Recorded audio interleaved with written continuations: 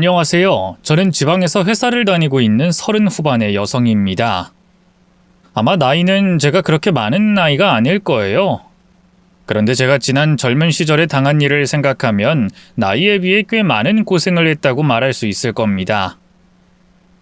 전부 결혼을 잘못해서 생긴 일이었는데요. 그 잘못된 결혼으로 만나게 된 전 시모와 전 남편에게 결국에는 제가 복수를 한 방 크게 할 수 있었어요. 오늘은 그 이야기를 제가 해보려고 합니다.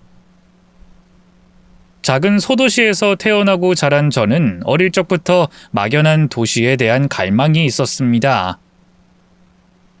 제가 살던 곳이 워낙 조용하고 한적한 곳이다 보니 큰 도시에서는 무슨 일들이 벌어질까 궁금했거든요.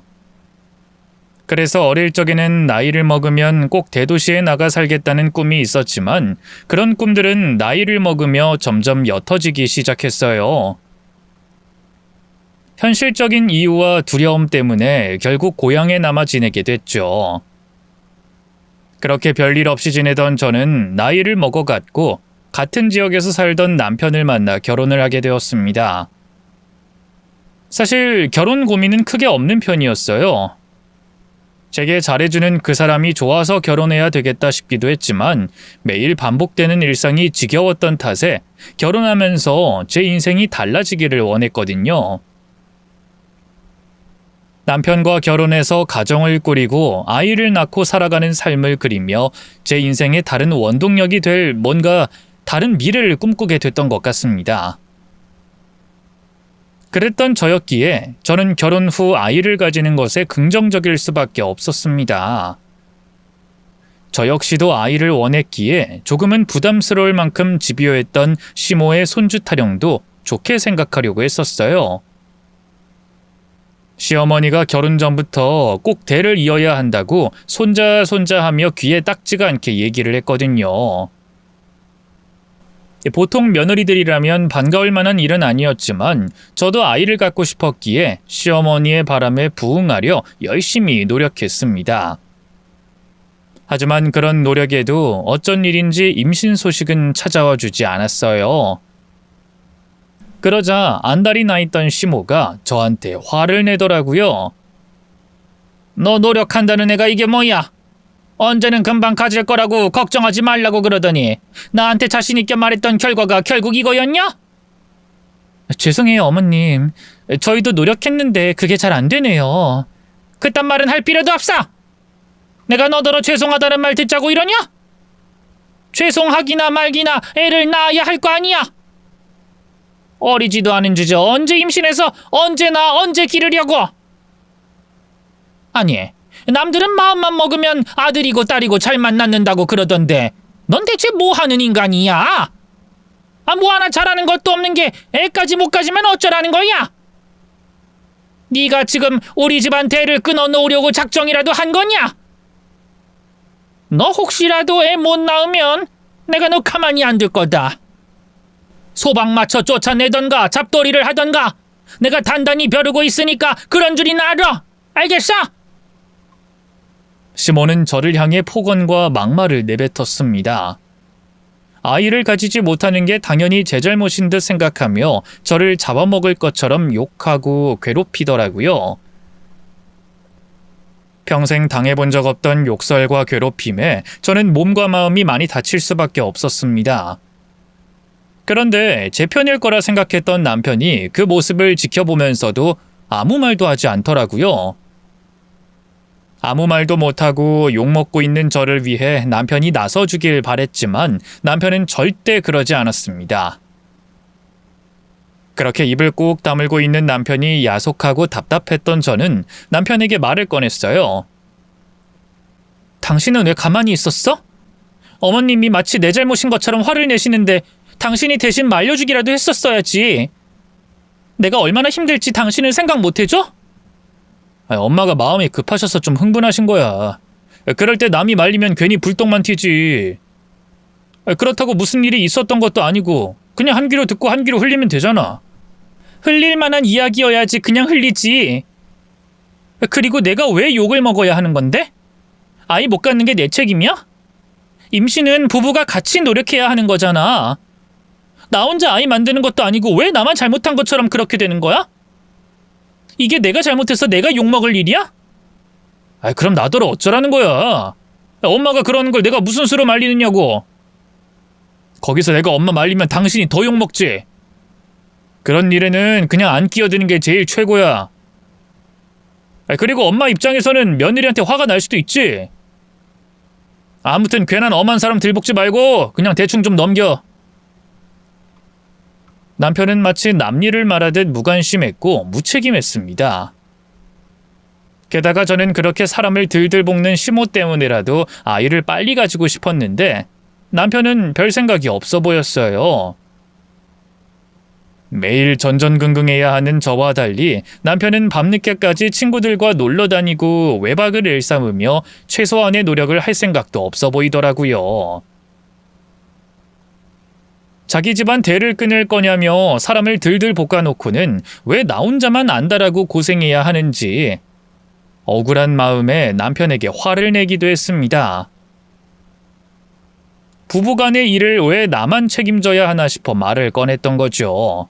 그러자 남편이 그 일을 시모에게 일러바쳐 되려 저만 더 고생해야 했어요. 야, 너 뭐 하는 애야? 네가 우리 아들한테 바가지 긁었다며? 애도 못 가지는 것이 어디 지아비한테 소리를 질러. 너는 위아래도 없냐? 애 못 가져서 분수가 되어서는 정신머리마저 상실한 거야? 이게 귀한 우리 아들한테 어디서 구박하고 있어, 구박이! 너 우리 아들이 어떤 아들인지 알기나 하니? 내가 쟤 가지려고 무슨 고생을 했는지 알기나 하냐는 말이야. 가뜩이나 손귀한 우리 집안에 어렵게 낳은 아들이라 애지중지하며 키웠는데 그런 내 아들한테 네가 어디다 대고 화를 내? 너 한 번만 더 내 아들 건드리면 그땐 정말 무사하지 못할 줄 알아라. 알겠냐? 저 아무짝에 쓸모없는 공갈빵 같은 년이 어디서 감히 우리 아들을. 제가 시모에게 꼼짝 못한다는 걸 알고는 남편이 바가지 긁는 제가 귀찮아서 일부러 그랬던 모양입니다. 결국 저는 참을 수밖에 없었고 그날 이후로는 무슨 일을 겪어도 누구에게도 말하지 않고 혼자 화를 삭히며 견디게 되었어요. 물론 그러는 동안에도 시모의 괴롭힘은 여전히 계속됐죠. 애 가져. 애를 왜 못 가져? 걔집 애들은 본디 애 가지라고 애 낳으라고 태어나는 건데 네가 그 당연한 걸 못하면 어쩌자는 거냐? 그럼 넌 왜 태어났어? 우리 집에 시집와서 남의 집안 망치려고 태어났냐? 우리 아들이랑 결혼했으면 그만한 값을 해야지. 애도 못 갖는 것 진짜 쫓겨나고 싶어? 애가 안 생기는 걸 나더러 어쩌라고 그러는지 시모는 하루가 멀다 하고 저에게 저런 막말을 퍼부었습니다. 임신을 못하는 제가 그렇게나 미웠던 시모는 심지어는 제가 하는 일 하나하나 트집을 잡아 핑계를 대며 괴롭혔어요. 그렇게 임신 타령을 하면서 스트레스를 받게 해서 어쩌자는 건지 저는 시모를 도저히 이해할 수 없었습니다. 그 와중에 남편이라는 인간은 제 편도 한 번도 안 들어주고 시모와 짝짝꿍이 맞고 있었죠. 그런 사람들에게 시달리다 보니 임신 걱정이 아니라 제 건강 걱정을 해야 할 지경이 되었습니다. 저를 못살게 괴롭히는 그 두 사람 때문에 저만 서서히 말라 죽어가고 있었던 거죠. 이러다 내가 죽겠구나 싶었던 저는 결국 참다 못해 이혼을 얘기했습니다. 그러자 시모가 저를 찾아와서 저를 때리더라고요. 너 때문에 내 아들이 자식도 없이 이혼남이 되게 생겼어. 네가 끝까지 책임져야지 어디 도망을 가려고 그래? 너 때문에 내 아들 인생 망했는데 어떻게 보상할 거야? 끝까지 제 탓을 하는 시모를 보며 저는 오만정이 떨어졌고 반드시 이혼해야겠다 다짐하게 되었습니다. 하지만 시모도 가만히 있진 않았습니다. 저더러 이 집에 들어올 때 가져온 거 다 두고 나가라며 심지어는 제 손에 껴져 있던 결혼 반지마저 내놓으라 난리였죠. 이 집에서 나가려면 빈몸으로 나가라. 안 그럼 못 나갈 줄 알아. 그렇게 말하면 뭐 내가 이제 와서 겁이라도 먹을까 봐요. 나도 이딴 거 다 필요 없으니까 가져가려면 가져가세요. 다 버리더라도 이혼하는 게 훨씬 나으니까. 그동안 괴롭힐 땐 언제고 이제 와서 저러는지 너무 열받은 저는 그 자리에서 시모에게 반지를 집어던지며 남편에게 이혼 도장을 받아낼 수 있었습니다. 그 후 저는 무사히 이혼 절차를 밟고 혼자가 되어 드디어 도시로 나가게 되었어요. 전에는 혼자 낯선 곳에 가는 게 무서웠는데 이혼까지 하고 보니 내가 뭔들 못하겠냐 싶더라고요. 그렇게 저는 어릴 적부터 꿈꾸던 도시로 떠나 직장을 구하고 회사를 다니게 되었습니다. 그리고 도시에서 무사히 적응하며 지난 10년간 연애도 하고 즐길 거 다 즐기며 잘 지내고 있었죠.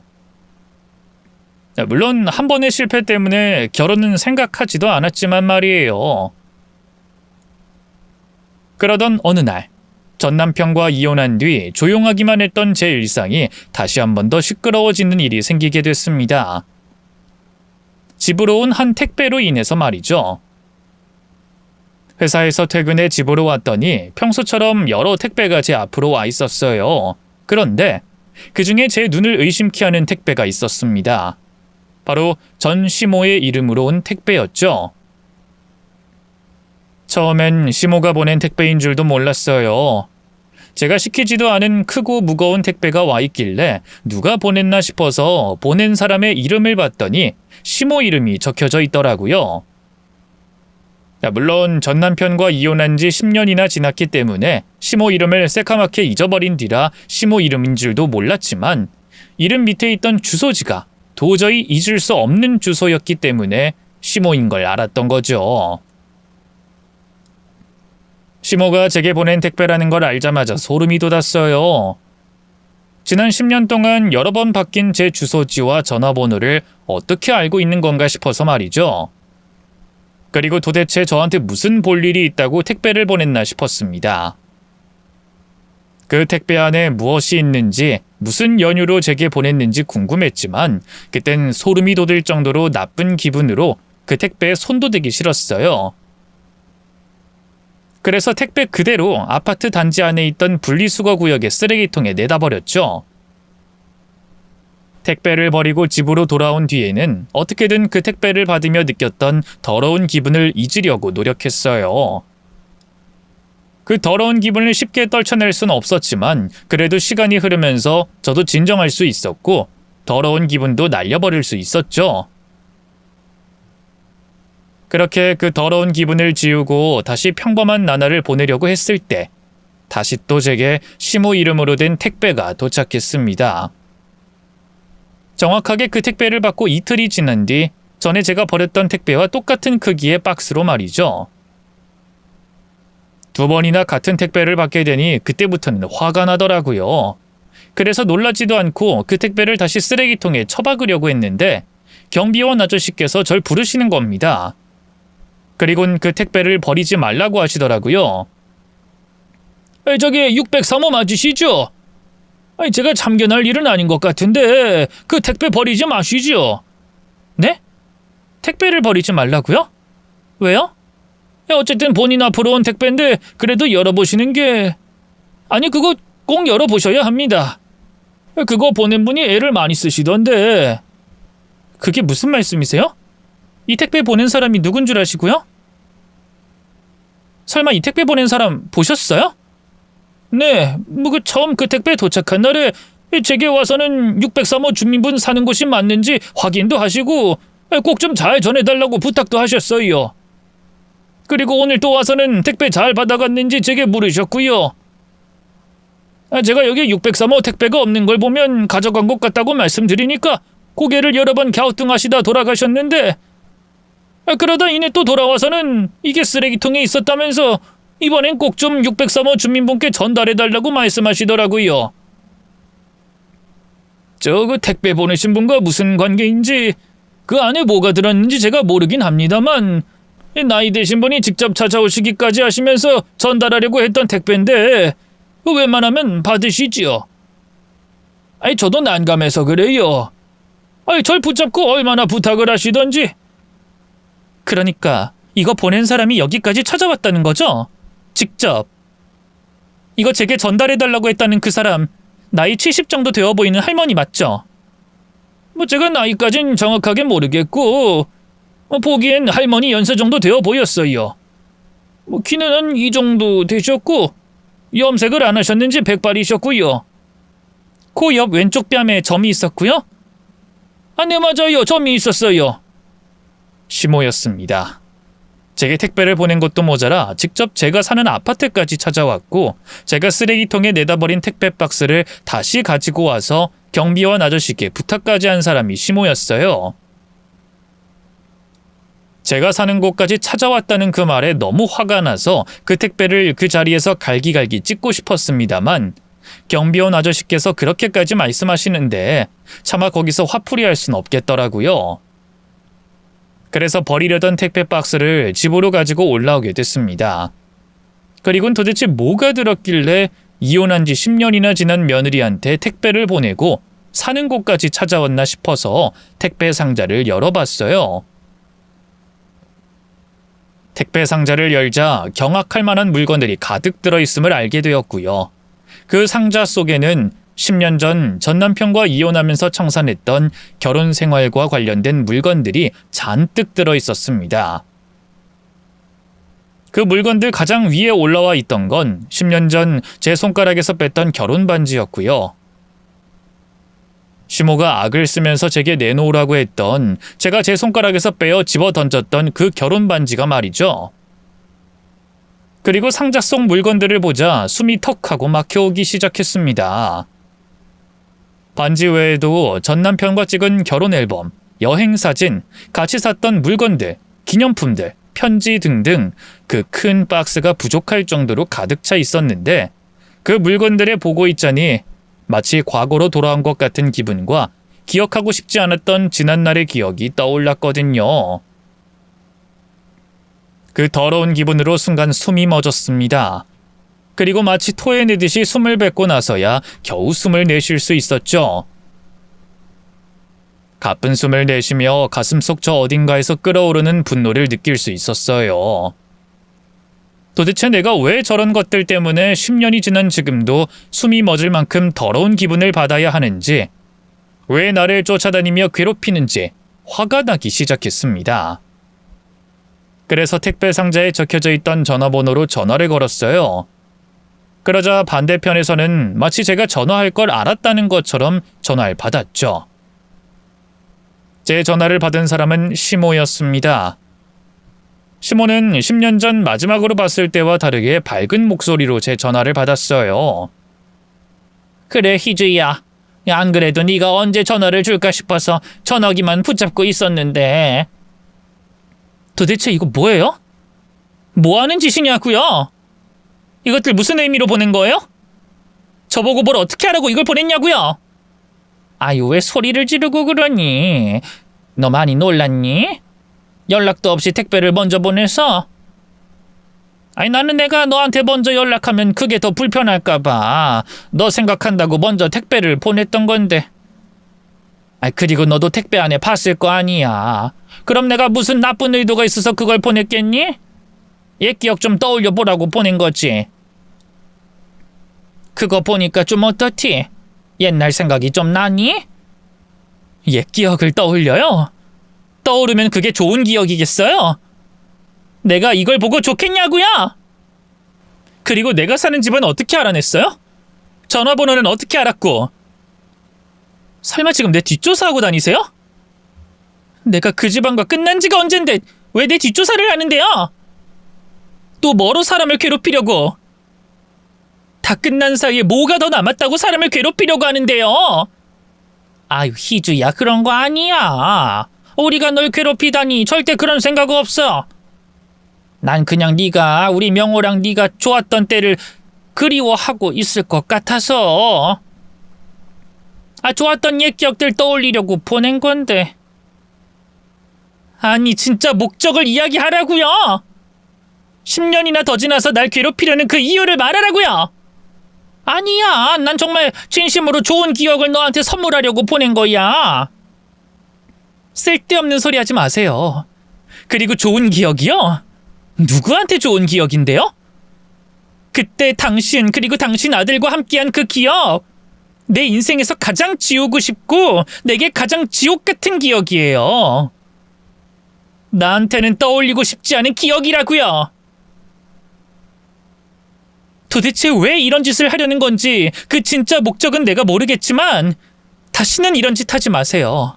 나 그쪽 집안이라고 하면 지금도 치가 떨리는 사람이니까 연락하지 말라고요. 이런 쓰레기들 보내지도 말고 내 주변에 얼씬거리지도 말고. 화를 참을 수 없던 저는 일방적으로 소리를 고래고래 지르고 전화를 끊었습니다. 그러고도 풀리지 않은 화를 혼자서 삭히고 열을 내고 있었죠. 이번에 느낀 감정은 제법 오래 갔어요. 일주일이 넘어서도 좀처럼 마음이 진정되지 않아서 그 일주일 내내 그 어떤 때보다 예민하게 지냈죠. 그래도 그 일주일이 넘어가니 조금씩 마음이 진정되기 시작했습니다. 시모가 제게 어떤 이유로 접근했든 간에 잊고 지내려고 했죠. 그런데 그때 이번엔 시모가 직접 제 앞에 나타났어요. 저희 집 앞으로 말이죠. 그런 시모를 상대하고 화내는 것조차 시간 낭비와 제 손해라고 생각됐던 저는 솟구치는 화를 겨우 참아내면서 무시하려고 했는데 시모가 제 옷이 늘어질 때까지 절 붙잡고 늘어졌습니다. 늘어지고는 제게 하소연을 하더라고요. 내가 놓으라고 했죠? 내가 아직 당신 며느리인 줄 아세요? 어디 며느리였던 여자한테 머리채 쥐어잡혀 볼래요? 살려달라고 빌고 싶어요? 그렇게 해줄까요? 내가 못할 것 같아? 아유 희주야 제발 제발 좀 내 얘기를 들어주렴. 우리도 너밖에 부탁할 곳이 없어서 이렇게 널 찾아오는 거란다. 그러니까 제발 우리 좀 딱하게 생각하고 도와주렴. 내 이야기라도 들어주렴. 당신들 사정이 어떻든 나랑 무슨 상관인데. 나 당신들 보기 싫어. 우연이라도 마주치기 싫고 당신들이라면 치가 떨린다고. 놓으라고 했어? 그래 안다. 네가 우리를 어떻게 생각하는지 아는데 우리도 정말 너밖에 부탁할 곳이 없어서 이렇게 찾아온 거야. 오죽하면 이혼한 지 10년도 더 지난 며느리를 찾아왔겠니? 내가 이렇게 빌 테니 제발 우리 이야기를 좀 들어다오. 우리 집안 부탁 좀 들어줘. 맘 같아서는 시모의 머리채를 잡고 바닥에 집어 던져버리고 싶었습니다. 그런데 사람들 보는 눈이 있으니 어떻게 그렇게 하겠어요. 그래서 결국 절 붙잡고 늘어진 시모를 데리고 카페로 가서 도대체 제게 왜 이러는지, 그 부탁이라는 게 무엇인지 들어보기로 했죠. 물론 무슨 부탁이든 들어줄 생각도 없었고 무슨 이야기를 해도 귀담아 들을 생각이 없었습니다만 너무나도 황당한 소리를 하는 시모 때문에 얘기를 집중해서 들을 수밖에 없었어요. 그러니까 너랑 우리 명호가 이혼한 다음에 한동안은 나도 명호에게 다른 말 하지 않고 자기 하고 싶은 대로 하게 놔뒀다. 내 맘 같아서는 최대한 빨리 명호 짝을 찾아주고 싶었는데 어쨌든 걔도 마음 정리할 시간이 필요할 것 같아서 말이지. 그리고 아직은 젊은 나이니까 어련히 알아서 자기 연애 사업 잘할 거라고 생각했고 그렇게 1, 2년 정도 명호한테 결혼 얘기 꺼내지 않고 있었는데 아무리 봐도 결혼할 생각이 없어 보이는 거야. 연애도 하지 않고. 그래서 마음이 조급해진 내가 주변 사람들한테 선자리를 알아봐 달라고 했지. 그랬더니 우리 명호랑 만날 만한 연령대 여자들이 지방에 없다. 여자들이 촌도시로 들어올 생각을 안 한다면서 선자리 만들고 싶어도 만들 수가 없다고 하더라고. 그래서 어떻게 좀 부탁한다면서 입에다 먹이고 손에 쥐어주면서 사람들한테 말해놨는데 나중에 지인한테 듣게 된 거야. 그게 핑계거리였다는 걸. 물론 촌도시에 시집올 여자가 없는 것도 맞는데 그게 전부가 아니라는 거지. 우리 명호 선자리 소개시켜주지 않는 게 전부 나 때문이라는 거야. 너랑 명호가 이혼할 때 있었던 일이 사람들 입에서 돌면서 내가 아주 못된 시어머니가 돼서 선자리 만들 생각을 애초에 안 하는 거지. 자기들 욕먹는다고. 그래서 내가 또 그 여자들이랑 난리가 났잖니. 어쨌든 선자리 부탁할 사람들이 그 여자들만 있는 것도 아니고 내 얘기가 와전되었다는 걸 아는 사람도 있을 테니까. 다른 사람들한테 부탁을 해놨어. 근데 몇 년이 지나도 선자리가 안 들어오는 거야. 우리 명호 나이는 먹어가는데. 그래서 내가 도저히 안 되겠다 싶어서 직접 발품 팔면서 다녔는데 정말 촌도시에 시집올 여자가 없더라. 죄다 도시로 간다고 하지. 그래서 결국 내가 어쩔 수 없이 국제 결혼을 알아봤다. 주변에 얘기 들어보니 처음엔 문화 차이 때문에 좀 힘들다고 해도 동남아 여자들이 요즘 한국 여자들보다 낫다고 하니까 괜찮겠다고 생각한 거지. 그리고 나야 우리 집안 대를 이어줄 며느리감이면 되니까 국적이는 뭐든 상관없었고. 그렇게 내가 내 경비까지 써가면서 비행기 타고 동남아까지 명호 따라갔다. 따라가서 신부감 중에 형제는 많은지, 그 중에 남자 형제는 몇인지, 애는 몇이나 낳을 생각인지 묻고 확인까지 하면서 명호 마음에 든다는 애를 골랐고. 그래서 걔랑 명호가 결혼을 했는데 어쩐 일인지 그래도 애가 안 생기더라고. 이제 하루하루가 급한데 말이야. 그래서 내가 걔를 데리고 병원에 갔어요. 갔더니 하필 자연적으로 임신하기 힘든 몸이래. 그래서 또 내가 의사 선생님 붙잡고 도와달라고 부탁했지. 그랬더니 시험관 시술하면 임신 확률도 높이고 시간도 당길 수 있다는 거야. 그렇게 돈이 들어서라도 우리 명호 자식 볼 수 있다면, 우리 집안 대를 이어갈 수 있다면 해야지. 어떻게 하겠어? 하겠다고 하고 애들한테도 동의 얻었지. 근데 그 시험관 하는 중에 걔가 도망을 간 거야. 그 시험관 하는 게 힘들다고. 내가 그래서 그거 잡으려고 전국 방방곡곡 안 돌아본 곳이 없어요. 그런데도 결국엔 못 잡았고. 걔 잡는다고 언제까지 돌아다닐 수 없는 사정이라 찾는 건 중단하고 앞으로 어떻게 해야 할지 생각했는데 도저히 방법이 떠오르지 않더라. 국제 결혼이야 또 할 수 있겠다만 또 도망 안 간다는 보장도 없고, 또 지난번 일 때문인지 명호도 마음의 상처를 받았고 의욕이 없었어. 그렇게 고민하다가 네 생각이 났다. 그래도 너는 나만 아니면 우리 명호랑은 좋았잖니. 그럼 내가 예전처럼 하지 않는다고 하면 우리 명호랑 만날 수 있는 거겠고. 그렇지? 그래서 내가 우리 명호랑 다시 좀 잘해보라는 뜻으로 예전 좋았던 때 기억이 좀 나게 택배를 보냈던 거야. 희주야, 내가 앞으로 너 절대 안 괴롭히마. 그러니까 우리 명호랑 다시 잘해보자. 응? 너 사는 것 보니까 아직 혼자인 것 같던데 그거 우리 명호 못 잊어서 그런 거 아니니? 꼭 그게 아니라도 혼자 사는 거 외롭잖아. 이 사람은 짝이 있어야 하고 가족이 있어야 하는 거야. 여자는 남자 만나서 아이 낳고 행복하게 사는 게 전부라고. 내가 절대 괴롭히지 않을 테니까 우리 명호랑 다시 만나자. 응? 시모가 길게 헛소리해서 그런데 이 짧게 말해서 아들이 장가갈 수 없을 것 같으니까 저보고 돌아와 달라는 말이었습니다. 미친 소리인 거죠. 어이가 없어서 그 얘기를 듣자마자 생각도 하지 않고 대답이 먼저 튀어나왔어요. 싫다고 말이죠. 싫어요. 제가 미쳤어요? 그 집안에 또 들어가게? 그리고 제가 그 인간과 좋았다고요? 그거야 처음에나 그랬죠. 이혼할 때는 그 사람과도 이미 갈 때까지 간 상황이었다고요. 정말 내가 미쳤지. 이 집안 사람들이 어떤 인간인 줄 알면서 뭐 대단한 사정이 있겠다고 이런 썩어빠진 이야기나 듣고 있었다니. 저기요, 진짜 마지막으로 경고하는데 앞으로 나 찾아올 생각하지 마요.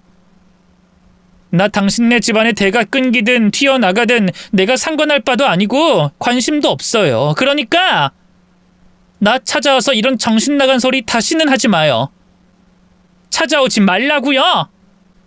희주야, 제발 좀 부탁하자. 응? 아니 전 그러면 우리 집안 대를 이어줄 손자만 낳아다오. 요즘 시험관 시술로 하면 그렇게 힘들지도 않다고 해. 대신 내가 돈이라면 원하는 대로 주마. 우리 명호랑 결혼 생활 안 한다고 해도 내가 우리 집안 대를 이어준 값은 제대로 쳐줄게. 제발 부탁한다. 응? 정말 부탁할 곳이 너밖에 없어서 그래. 뭐라고요? 지금 애를 낳아달라고요? 진짜 이 여자가 미쳤네? 어떻게 애를 낳아달라는 소리라지? 뇌가 어떻게 생겨먹었으면 무슨 또라이 같은 생각을 가지고 다니면 이런 말을 아무렇지 않게 내뱉어? 이번이 진짜로 마지막 경고야. 만약 지금부터 또 한 번 더 내 앞에 나타나서 오늘 했던 말 뱉으면 그땐 나 절대 가만히 있지 않아. 이 동네에서 소문이 어떻게 나든 내가 경찰서에 가서 무슨 처벌을 받든 당신 때리고 또 때릴 거야. 당신 재산날이 될 거라고. 그러니까 얼씬도 하지 마, 이 정신 나간 년아. 빽빽 소리를 질렀지만 딱 거기까지만 했습니다. 그런데 만약 시모가 그 자리에서든 아니면 다시 제 앞에 나타나서든 선을 넘는다면 그땐 소리를 지르는 걸로 끝내지 않으려고 했어요. 경찰서에 가더라도 노인을 때린 여자라고 동네에 소문이 나더라도 시모의 머리털이든 피부든 죄다 뜯어내려고 했죠. 그렇게 앞으로 어떤 일이 벌어지게 될지 경고를 한 다음 집으로 돌아왔어요. 집에 돌아와서도 좀처럼 흥분이 가라앉지 않아서 계속 이방저방을 돌아다니며 씩씩거리고 있었죠. 생각하면 할수록 시모가 한 말이 정신나간 미친 소리로밖에 들리지 않았습니다. 다시 잘해보라니, 애만 낳아달라니 미친 소리가 맞잖아요. 그래서 아무리 다른 곳에 집중하려고 해도 그날 일을 똥밟았다 생각하고 잊으려고 해도 화가 가라앉지 않더라고요. 진짜 나를 얼마나 모같이 생각했으면 이혼한 지 10년이 지난 며느리에게 찾아와서 그런 정신나간 말을 할 수 있나 싶어서 말이죠. 너무 분했고 참아지지 않았어요. 잠조차 오지 않아서 다음날 아침까지 씩씩거렸고 회사에 출근해서도 일이 손에 잡히지 않을 정도였습니다. 이건 내가 그냥 있겠다고 해서 잊을 수 있는 일이 아닌 것 같더라고요. 복수를 해야 마음이 가라앉고 제 일상으로 돌아올 수 있을 것 같았습니다. 그래서 이번 일을 어떻게 되갚아줄지 생각하게 됐죠. 그리고 몇 날 며칠을 고민한 결과 제게 문제가 생기지 않는 선에서 전시모와 전 남편에게 복수할 계획을 생각해냈습니다. 저는 계획을 세우자마자 지체하지 않고 전시모에게 전화를 걸었죠. 네가 나한테 어쩐 일로 전화를 했냐? 그때 나 죽이니 감옥을 가니 난리를 치더니 왜? 그때 못한 욕이 더 남았냐? 어머님, 그날 일은 제가 죄송해요. 저도 지난 10년 동안 혼자서 사는 게 너무 힘들어서 어머님 이야기 듣고 울컥한 마음에 실수했던 것 같아요. 정말 죄송합니다. 용서해 주세요. 갑자기 왜 그렇게 나오냐? 그리고 실수면 실수인 거지. 뭐 이렇게 전화까지 해서 사과를 하고. 그게 실은 저 어머님 말씀 듣고 많이 생각해봤는데요. 그게 나쁠 것 같지만은 않아서요. 그래서 아직도 전에 말씀하셨던 제안이 유효한가 여쭤보려고 연락드렸어요. 뭐? 제안? 우리 명호 아이 낳아주겠다는 거? 아니요. 그 일랑 다시 살림 합치는 거요. 아, 그래. 너희 다시 잘해보라는 거? 그런데 너 정말 그럴 생각이 있어? 진심으로? 네. 사실 저 혼자 지내면서 이런저런 생각 많이 했거든요. 그중에는 그 이와 이혼하지 않고 사는 것도 상상해 본 적 있고요. 그런데 그때는 제 상상이니까 현실에서 생길 순 없는 일이니까 구체적으로 생각해 본 적이 없었는데 저번에 어머님 말씀 듣고 며칠간 혼자서 그 상상을 구체화해 보니까 좋을 것 같더라고요. 어머님 말씀처럼 사람이 어떻게 혼자서 살아갈 수 있겠어요. 결혼도 하고 아이도 낳고 살아야 그게 사는 거지. 그래서 그 이만 괜찮다고 하면 다시 잘해볼까 생각 중이긴 한데 당연히 우리 명호야 좋다고 하겠지. 네가 그냥 아는 사람도 아니고 결혼까지 했었을 만큼 사랑했던 여잔데 거기다 한번 살아봤으니 서로에 대해서 얼마나 잘 알겠니? 분명 좋다고 할 거다. 내가 전화 끊고 명호한테 어떤 생각인지 물어보마. 그 물어볼 것도 없어. 네가 다시 우리 집안에 들어오겠다고 하는데 거절하고 말고가 어딨니? 아유, 고맙다 희주야. 정말 고마워. 그런데 그 살림 합치는 거 말고 내가 말한 것도 생각해보고 연락한 거지? 그 아이 말이다, 그 시험관. 네, 당연하죠. 조금 전에 말씀드렸잖아요. 결혼하고 아이도 낳아야 사는 게 사는 거라고. 시험관 할게요. 어머님께 손자도 꼭 안겨드리고요. 그래, 잘 생각했다. 잘 생각했어. 내가 나조차고 아이 바라는 게 아니다. 자식을 봐야 부부가 행복하기 때문에 하는 말이지. 그래, 그럼 이제 앞으로 어떻게 할까? 네가 집으로 들어오는 거지? 우리가 뭐 도와줄 건 없니? 네, 그렇게 하긴 할 건데 좀 천천히 했으면 좋겠어요. 사실 이혼하고 10년이나 지났잖아요. 이혼을 잘 좋게 헤어진 것도 아니고. 그래서 바로 살림을 합치면 많이 어색할 것 같아서요. 부부였던 사람들끼리 어색하게 뭐가 어색해. 하룻밤 지나면 또 예전처럼 사는 거지. 그래도 그게 아닐 것 같은데. 정서적으로 불안하면 아이를 준비해야 하는 몸도 안 좋을 것 같고. 그래, 맞다. 언니 말이 맞아. 그럼 어떻게 할까? 어차피 저 주변 정리도 해야 되고 그러려면 시간이 필요하니까 우선은 지금 이렇게 어머님과도 교류하고 그이와도 만나면서 지내다 정리 마치면 살림 합치도록 할게요. 그래. 네가 무리 가지 않는 선에서 하렴. 그렇게 해. 그리고 정말 고맙다. 정말 네가 우리 집안의 은인이다. 내가 앞으로 정말 너한테 잘해줄게. 그리고 명호한테도 잘 말해놓으마. 뜻밖의 제 연락을 받게 된 시모는 신이 나 있었습니다. 왜 신이 안 나겠어요? 시모 인생에서 가장 중요한 자기 자식 결혼과 대를 이을 수 있는 손자를 얻게 됐는데 말이죠. 그리고 저도 시모가 신나길 바라고 있었습니다. 본래 복수라는 게 상대방이 전혀 예상하지 못한 상황에서 가장 기쁠 때 해야 할 맛도 나고 제 만족도 높아지는 거잖아요. 그래서 기뻐하는 시모의 목소리를 들으며 저도 기뻐하고 있었죠. 이후 전 남편과 전 시모를 종종 만나면서 제가 정말 결혼할 뜻이 있다는 걸 믿을 수 있게 행동했습니다. 물론 진심은 아니었기 때문에 전 남편이 제게 너무 다가올 수 없게 하기 위해서 일이 바쁜 척 피해 다녀야 했죠. 네, 어머님, 어쩐 일로 전화하셨어요? 그 정리는 잘 되어가는 중인지 물어보려고 했지. 내가 도와줄 건 없니? 혹시 너 혼자 정리하느라 일이 늦어지는 건 아니야? 그런 거라면 너 혼자 낑낑거리지 마라. 내가 도와줄 테니. 도움이 필요하면 말해. 아니요, 괜찮아요. 그리고 정리도 어느 정도 된 것 같고요. 이제 정말 얼마 안 남은 것 같아요. 그래? 그럼 다행이고. 그런데 희주야, 너 생각이 바뀌거나 그런 건 아니지? 저요? 아니요. 근데 왜 그러세요? 그 명호가 좀 불안해하는 것 같길래. 저번에 너희 집에서 자고 가려는 걸 네가 거절했다고 말해서. 물론 바쁘기도 하고 뭐 살림도 합치기 전이라고 하지만 그 자연 임신이 될 수 있으면 굳이 시험관까지 할 필요는 없잖니. 근데 네가 그렇게 나오니까 나도 그렇고 명호도 그렇고 네 생각이 어떤가 불안해서. 그건 제가 회사 일 때문에 그랬어요. 아무래도 회사를 잠시 쉬어야 임신 준비하는 데 도움이 될 것 같아서 지금 제가 정리해야 하는 게 좀 많거든요. 그래서 그랬던 건데. 그런 거지?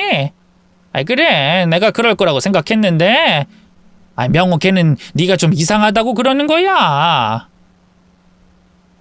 걔가 저번에 그 못된 외국인 여자한테 당한 이후에 소심하게 변해서 별일도 아닌 것 같고도 혼자 크게 생각하고 그런다. 그래, 그 무슨 일 때문인진 알았으니까 내가 명호 안심시켜두마. 그럼 그 정리할 거 많을 텐데 몸 상하지 않게 쉬엄쉬엄 하고 또 연락하자. 아들놈이나 엄마라는 연이나 아주 난리더라고요. 그래도 여차저차 거짓말로 잘 둘러대며 두 사람의 신뢰를 얻었습니다. 확실한 신뢰를 얻었다고 생각되었을 때 제 복수에 마침표를 짓기로 했고요. 저는 시모에게 한 가지 부탁을 했어요.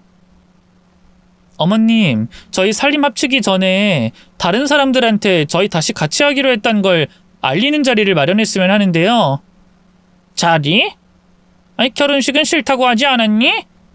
네, 그 결혼식은 드는 돈도 그렇고 한번 결혼하고 이혼했던 사람끼리 또 하는 게 우습게 보일 것 같아서요. 그래서 다른 사람들 불러다 식사하면서 알릴 수 있는 자리를 만들면 좋을 것 같아요. 청첩장 줄 때 밥 사듯이 말이죠. 어떻게 생각하세요? 나도 시까지는 좀 그렇다고 생각했는데 뭐 너희들 상황을 알리는 자리가 있어야 한다고 생각하긴 했다. 가깝게 지내지 않는 사람들은 너희 보고 또 뭐라고 생각할지 모르니까.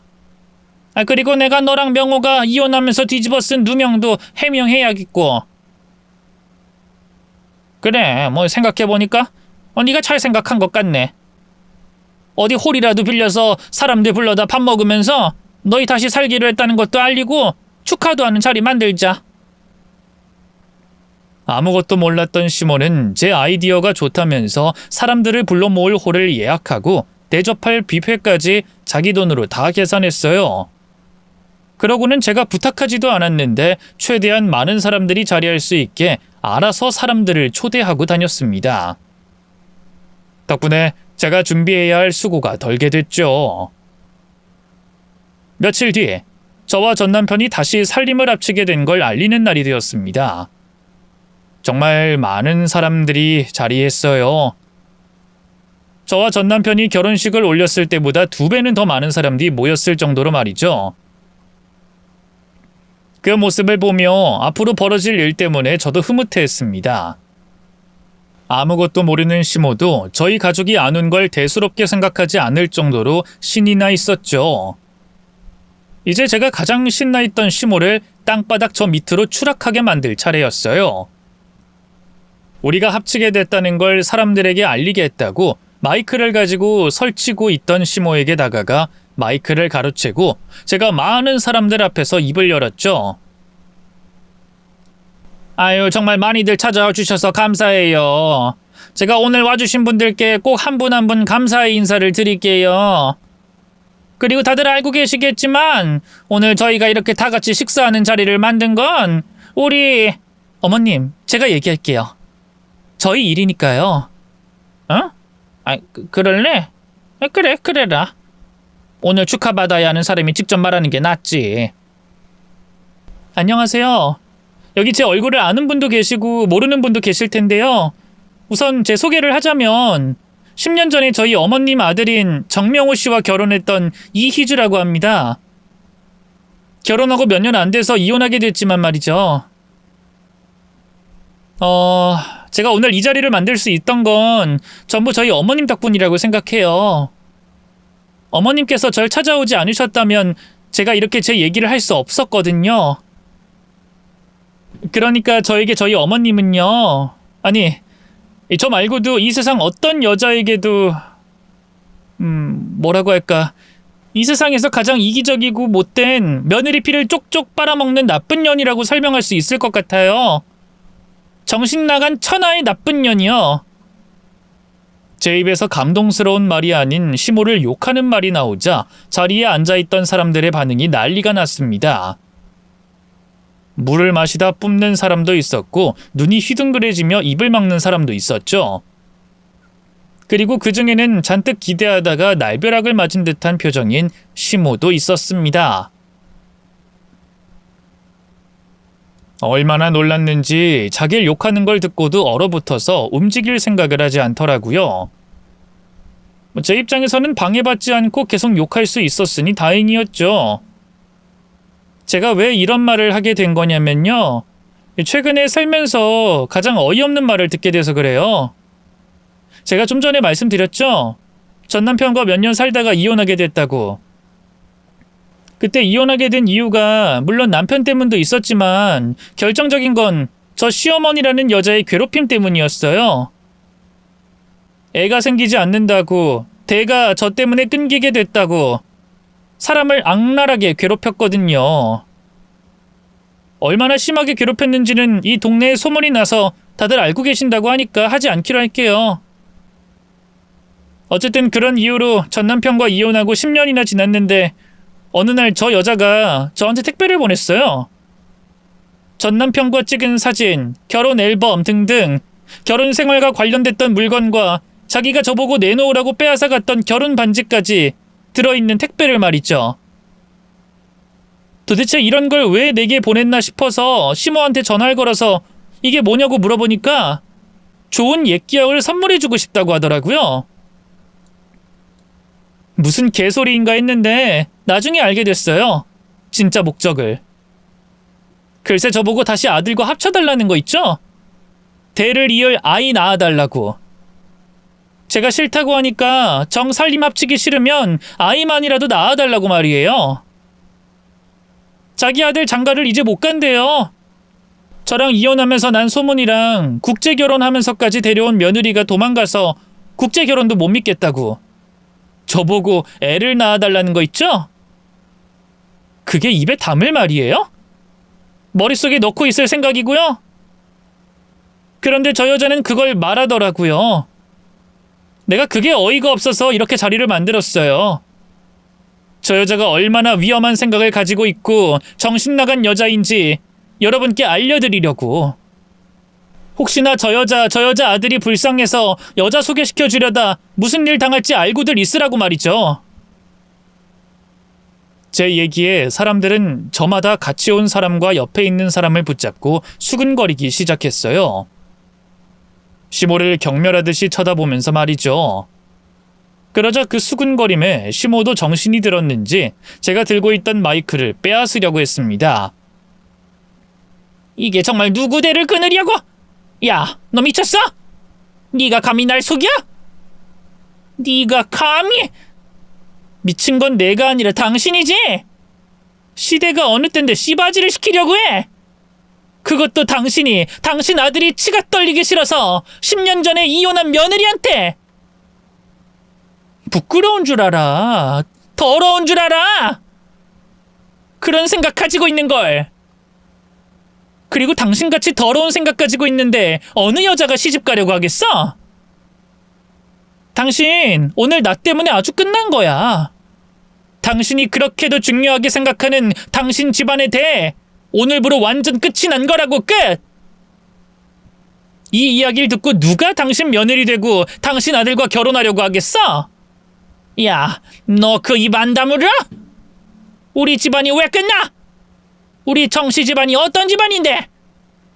우리 아들이 어떤 아들인데 끝이야? 어떤 집안은 무슨 정신 나간 집안이지. 정신 나간 엄마 아들이 있는데 그게 정상이겠어? 당신 입으로도 말했잖아. 그 외국인 며느리도 도망쳤다고. 그런데 그런 집안이 뭐가 있다고. 그리고 당신 아들이 잘났으면 아무리 촌구석에 있다고 결혼 한번 꼬꾸라졌다고 장가를 못 가겠어? 엄마 년을 떠나서 아들놈도 뭐 같으니까 여자들이 찾지 않는 거지. 이거 봐. 자기 엄마가 결혼하라고 했다고 대를 이을 아이 낳아야 한다고 나랑 다시 재혼하겠다고 있는 거.